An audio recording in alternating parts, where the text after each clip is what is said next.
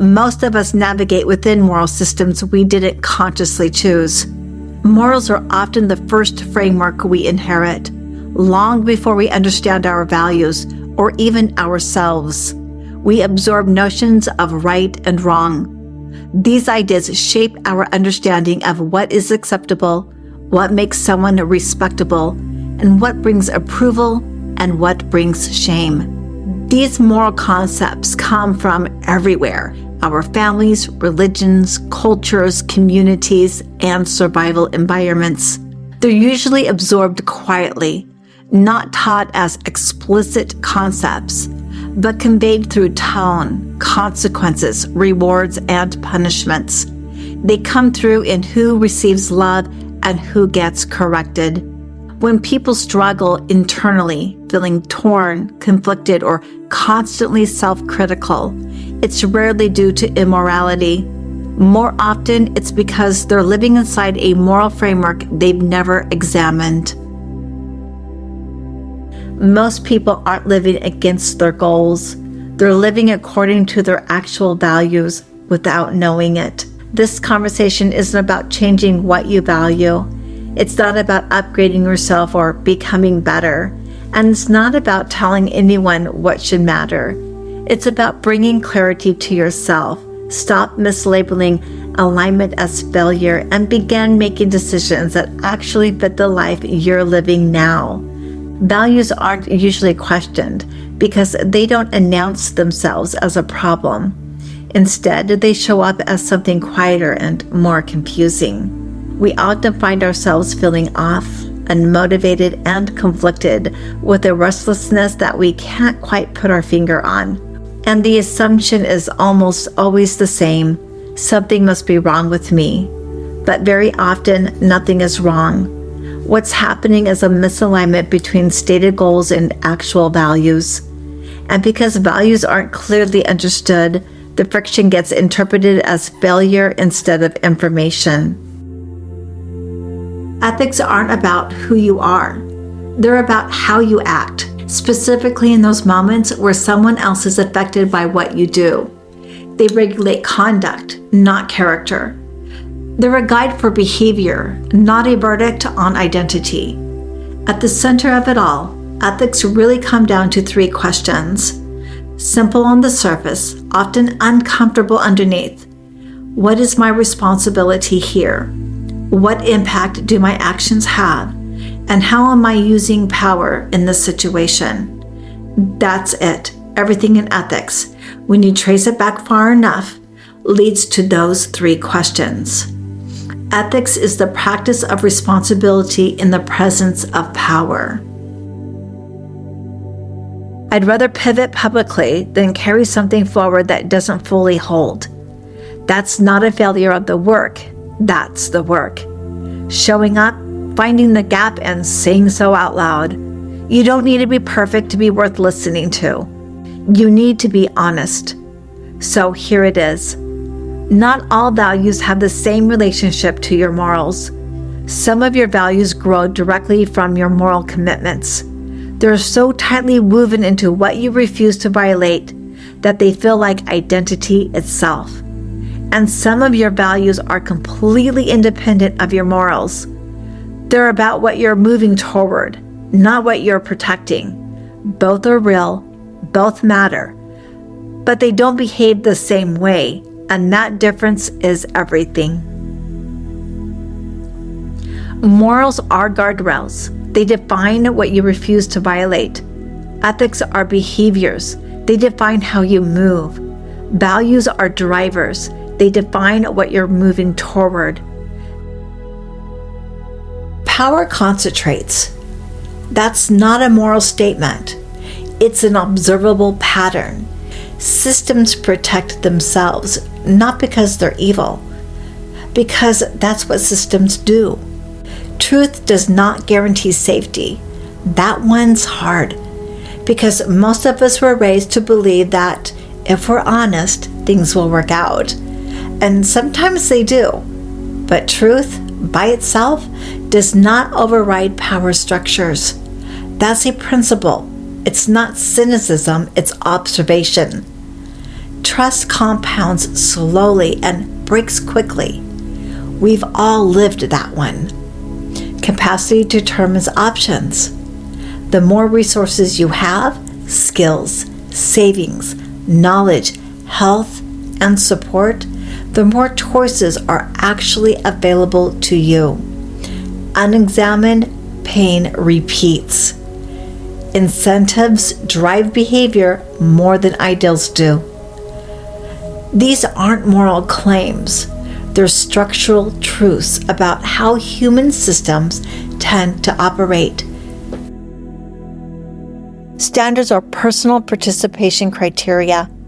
They determine what we engage with, what we continue, what we make ourselves available for.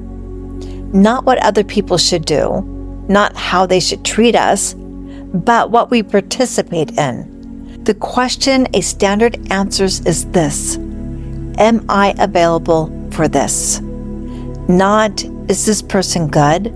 Not, do they deserve my attention? Or not, what should they do differently?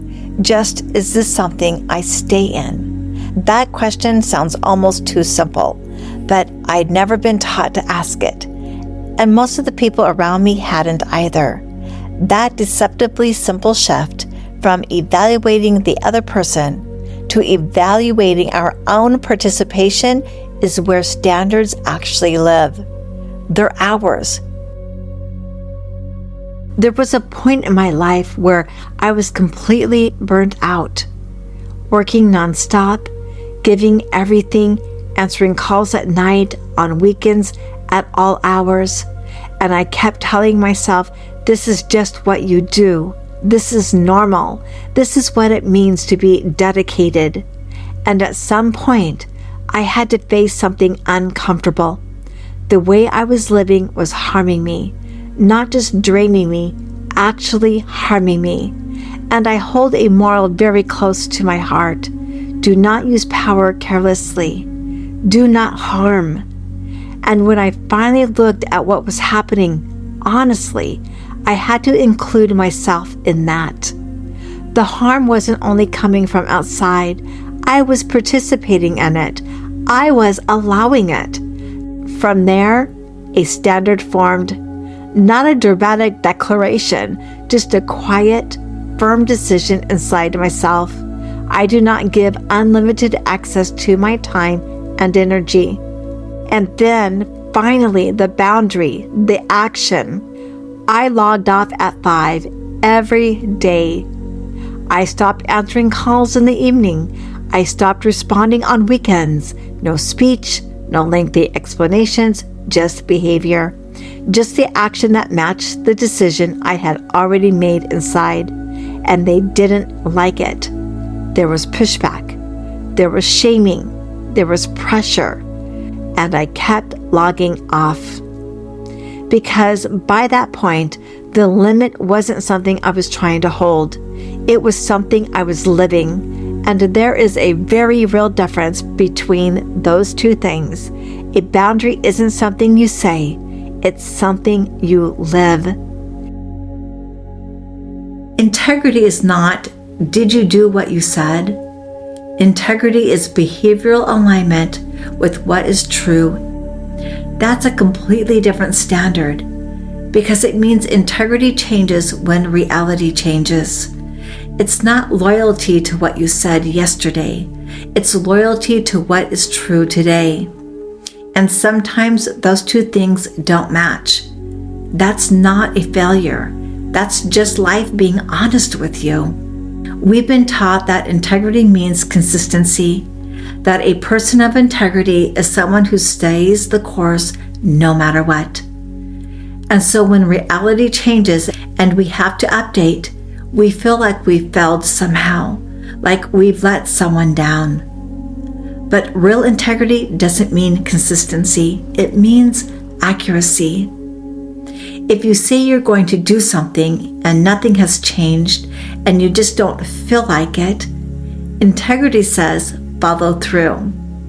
But if you say you're going to do something and reality changes, your capacity changes, your body changes, new information comes in. Integrity says update. That's it.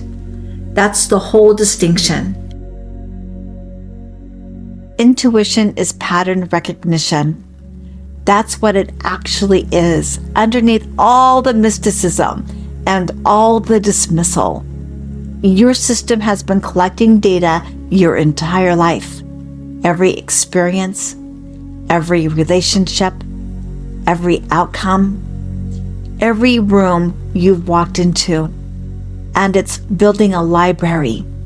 And when something new arrives, it runs it through everything it already knows. And it responds quickly, often before your conscious mind has caught up. And what I want to say first, before anything else, is that this works in both directions. You know when something is going to work because you recognize the pattern of things that have worked before. You meet someone and something in you just says, this person is good. This is safe. This is real. You step into an opportunity and something settles in you that says, yes, this is mine. This is right. You've had that, haven't you? That quiet yes, that sense of recognition that doesn't need a reason, where your body just knows before you can explain it, before you can justify it to anyone else. That's intuition too.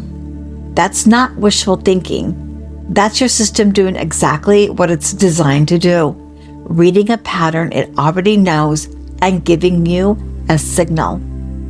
And I think that's important to name, because a lot of the conversations about intuition focus almost entirely on the warning side, the red flags, the things to avoid, the gut that says no, that matters. But intuition also says yes.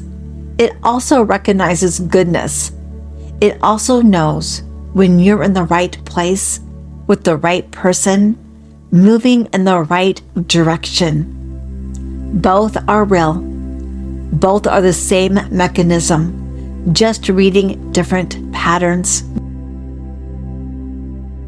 Wisdom is what accumulates in you when you've been honest with yourself long enough. It's not a thing you acquire. It's a state you arrive at. And the difference is important, because if wisdom is something you acquire, then it becomes another thing on the list, another layer to build, another standard to meet, and it becomes performative. You start looking for wisdom the way you look for a credential, rather than just continuing to live with honesty and letting what happens happen to you. Wisdom is what happens when the internal ecosystem isn't just something you consult, it's something you are. When your morals are so integrated that you no longer have to stop and think about what feels wrong, you just feel it. When your values are so embodied that the choices that honor them are the ones that feel most natural, not the ones that require the most willpower. When your ethical sense of responsibility to others isn't a framework you apply, it's just how you move in the world.